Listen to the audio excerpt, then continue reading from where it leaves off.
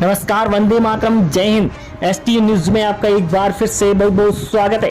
राजस्थान विधानसभा चुनाव की बात करें तो राजस्थान के विधानसभा चुनाव में अभी कुछ ही महीने बाकी है।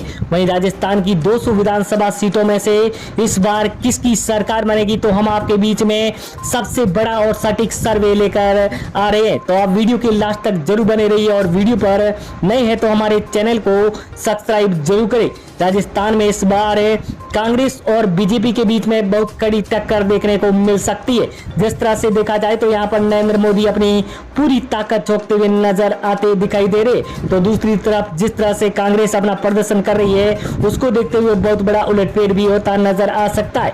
क्या यहाँ पर राजस्थान में आम आदमी पार्टी की एंट्री से बहुत बड़ा उलटफेर हो सकता है, क्योंकि जिस तरह से आम आदमी पार्टी फ्री के वादे करती हुई नजर आ रही है उसको देखते हुए यहाँ पर जनता किसको कितना वोट देगी। वहीं आरएलपी हनुमान बेनीवाल जी जिस तरह से अपना प्रदर्शन कर रहे हैं उसको देखते हुए यहाँ पर किसको कहां से कितनी सीटें मिलती हुई नजर आएगी, तो हम आपके बीच में सबसे बड़ा सर्वे लेकर आ रहे।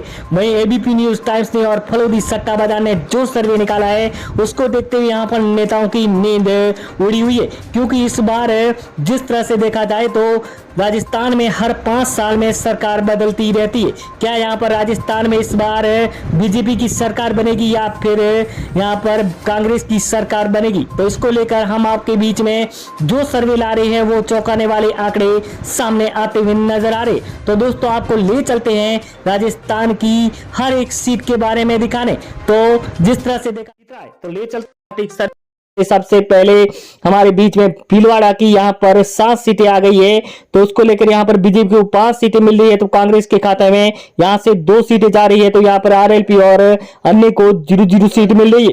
वहीं बीकानेर की 7 सीटों की बात करें तो यहाँ पर बीजेपी को 4 सीटें, वहीं कांग्रेस को 3 सीटें मिल रही है, तो आरएलपी और अन्य के खाते में 0-0 सीट जाती हुई नजर आ रही है। साफ तरह से देखा जा रहा है इस बार बीजेपी को बहुत बड़ा फायदा होता नजर आ रहा है। वहीं बाड़मेर की 7 सीटों की बात करें तो यहाँ पर बीजेपी को 6 सीटें, वहीं कांग्रेस को 1 ही सीट मिलती नजर आ रही है। वहीं आरएलपी और अन्य के खाते में 0-0 सीट नजर आ रही है। बाड़मेर में यहाँ पर बहुत बड़ा उलटफेर भी होता नजर आता दिखाई दे रहा है।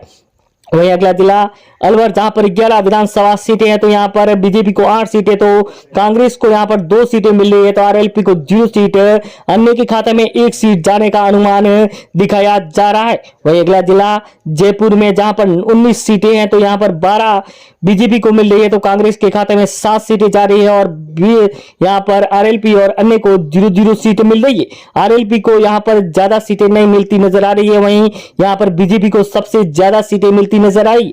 बांसवाड़ा की 5 सीटों की बात करें तो यहाँ पर बीजेपी को 3 सीटें और कांग्रेस के खाते में 2 सीटें जा रही है। वहीं आरएलपी और अन्य को यहाँ से 0-0 सीट मिलती हुई नजर आ रही है। दोस्तों जिस तरह से देखा जाए तो मोदी की लहर साफ नजर आ रही है राजस्थान में इस बार।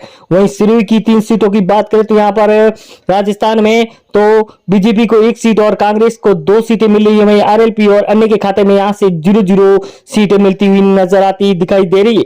वहीं अगला जिला हम आपके बीच में लेकर आ रहे हैं नागौर, जहां पर 10 सीटें हैं, तो यहाँ पर बीजेपी को 5 सीटें, वहीं यहाँ पर कांग्रेस को 2 सीटें और आरएलपी के खाते में 2 सीटें जा रही है, क्योंकि जिस तरह से आरएलपी का यहाँ पर गढ़ माना जाता है इसीलिए यहाँ पर आरएलपी को यहाँ से सीटें ज्यादा मिलने का अनुमान भी दिखाया गया है।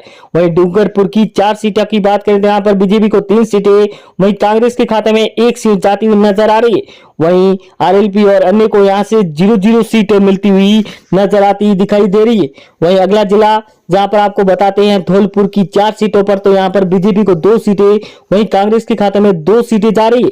आरएलपी और अन्य को यहाँ से 0-0 सीट मिल रही है, तो यहाँ पर धौलपुर में बीजेपी और कांग्रेस की कड़ी टक्कर देखने को मिलती हुई नजर आ सकती है। दोस्तों वहीं अगला जिला बारह, जहां पर 4 विधानसभा सीटें है, तो 2 यहाँ पर बीजेपी और 2 कांग्रेस को मिल रही है। आरएलपी और अन्य के खाते में यहाँ से 0-0 सीटें मिलती नजर आ रही है।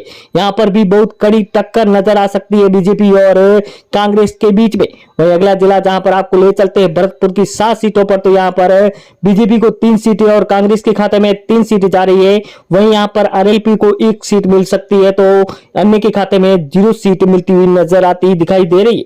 वहीं अगला जिला जहां पर आपको बात करें तो यहाँ पर सीकर की 8 विधानसभा सीटें हैं, जहां पर बीजेपी को 4 और कांग्रेस को 3 सीटें मिल रही है, तो आरएलपी के खाते में 1 सीट जा रही है, तो अन्य को यहाँ से 0-0 सीट मिलती हुई नजर आती दिखाई दे रही है। दोस्तों वहीं जिस तरह से देखा जाए तो अगला जिला आपके बीच में हम लेकर आ रहे हैं जोधपुर, जहां पर 8 विधानसभा सीटें हैं। तो यहाँ पर बीजेपी को सबसे ज्यादा 6 सीटें मिल रही है, तो कांग्रेस को यहाँ पर 2 ही सीटें मिल रही है। वहीं यहाँ पर आरएलपी और अन्य के खाते में 0-0 सीट जाती हुई नजर आती दिखाई दे रही है दोस्तों।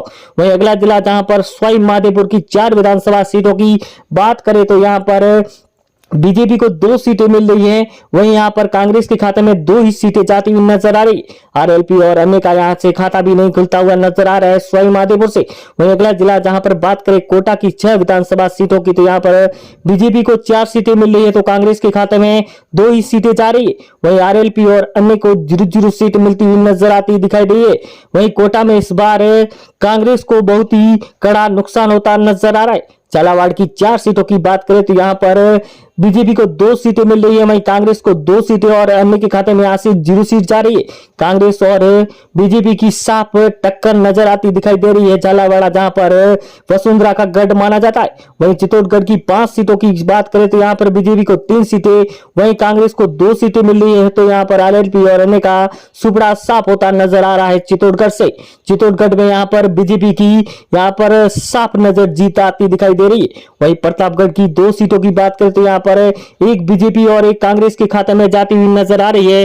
तो आरएलपी और अन्य को यहां से 0-0 सीटें मिलती हुई नजर आती दिखाई दे रही है। प्रतापगढ़ में यहां पर बहुत बड़ा उलटफेर भी होता नजर आ सकता है इस बार। वहीं उदयपुर की 8 विधानसभा सीटों की बात करें तो 5 बीजेपी को मिल रही है। वहीं यहां पर कांग्रेस को 3 सीटें और आरएलपी और अन्य के खाते में यहां से 0-0 सीट जाती हुई नजर आती दिखाई दे रही है दोस्तों, क्योंकि जिस तरह से देखा जाए तो उदयपुर में बीजेपी का गढ़ माना जाता है। वहीं जालोर की 5 विधानसभा सीटों की बात करें तो यहां पर बीजेपी को 3 सीटें, वहीं कांग्रेस को 2 सीटें मिल रही है। आरएलपी और अन्य के खाते में यहां से 0-0 सीट मिलती हुई नजर आ रही है। यहां पर भी बीजेपी को सबसे ज्यादा बहुमत मिलता नजर आता दिखाई दे रहा है। वहीं जैसलमेर की 2 सीटों की बात करें तो यहां पर एक बीजेपी और एक कांग्रेस के खाते में जाती हुई नजर आ रही है। जैसलमेर में 2 जिले हैं जहां पर 2 विधानसभा सीटों की बहुत बड़ा उलटफेर यहां पर सामने नजर आ रहा है। जिस तरह से देखा जाए तो यहाँ पर अगली यहाँ पर सीट आ गई है गंगानगर की 6 विधानसभा सीटें हैं। तो यहाँ पर बीजेपी को 3 सीटें, वहीं कांग्रेस के खाते में यहाँ पर 3 सीटें जा रही है। वहीं आरएलपी और अन्य को यहाँ से 0-0 सीट मिलती हुई नजर आती दिखाई दे रही है दोस्तों। वहीं अगला जिला जहां पर हम आपको ले चलते हैं राजसमंद, जहां पर 4 विधानसभा सीटें है, तो 2 बीजेपी और 2 कांग्रेस के खाते में जाती हुई नजर आ रही है। वहीं आरएलपी और अन्य को यहां से 0-0 सीट मिलती हुई नजर आ रही है। यहां पर राजसमंद में बीजेपी और कांग्रेस की बहुत कड़ी टक्कर दिखाई दे रही है दोस्तों।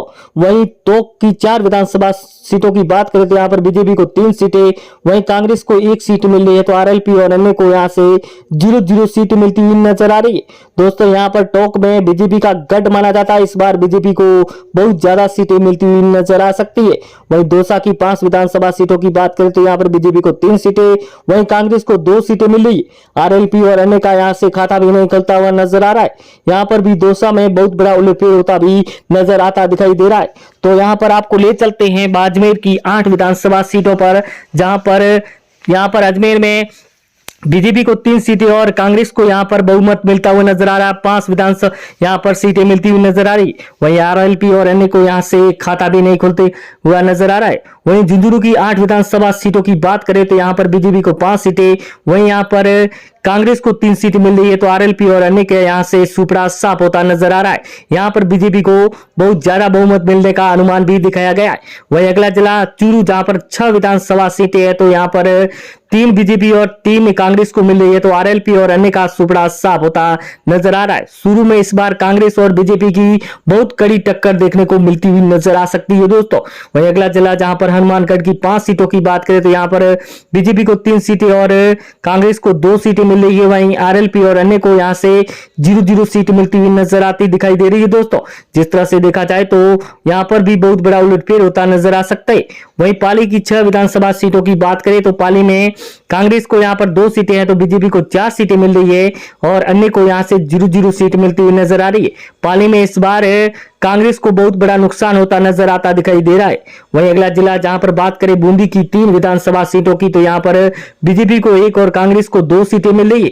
तो यहां पर बीजेपी और कांग्रेस के बीच में बहुत बड़ा अंतर नजर आता दिखाई दे रहा है। तो आरएलपी और अन्य को 0-0 सीट मिल रही है।